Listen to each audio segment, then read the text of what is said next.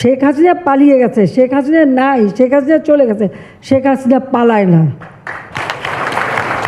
বাংলাদেশে সাম্প্রতিক রাজনৈতিক অস্থিরতার মধ্যেই একটি বড়সড় ঘটনা সামনে এসেছে। সাবেক প্রধানমন্ত্রী শেখ হাসিনা সহ শেখ পরিবারের 10 সদস্যের জাতীয় পরিচয়পত্র অর্থাৎ এনআইডি লক করে দিয়েছে নির্বাচন কমিশন। বিশ্বস্ত সূত্রের বরাতে জানা গেছে, একটি আনুষ্ঠানিক চিঠির মাধ্যমে শেখ পরিবারের এই 10 সদস্যকে তালিকাভুক্ত করে এনআইডি লক করা হয়। বিষয়টি কার্যকর করা হয়েছে 2024 সালের 16 ফেব্রুয়ারি। জাতীয় পরিচয় নিবন্ধন অনুবিভাগের মহাপরিচালক ASM হুমায়ুন কবিরের মৌখিক নির্দেশে। তবে এখানেই রয়েছে ধোঁয়াশা। নির্বাচন কমিশন সচিবালয়ের সরাসরি কোনো নির্দেশ ছিল কিনা সে বিষয়ে নিশ্চিত হতে পারেনি কেউ।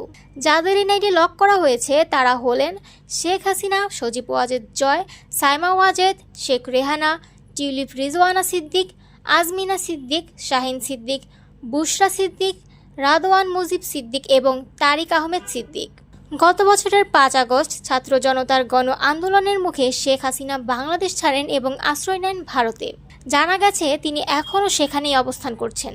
এদিকে ভারত ও বাংলাদেশের মধ্যে থাকা বন্দি প্রত্যর্পণ চুক্তির আওতায় শেখ হাসিনাকে দেশে ফিরিয়ে আনতে ইতোমধ্যেই ভারত সরকারের কাছে আনুষ্ঠানিক অনুরোধ পাঠিয়েছে বাংলাদেশ সরকার।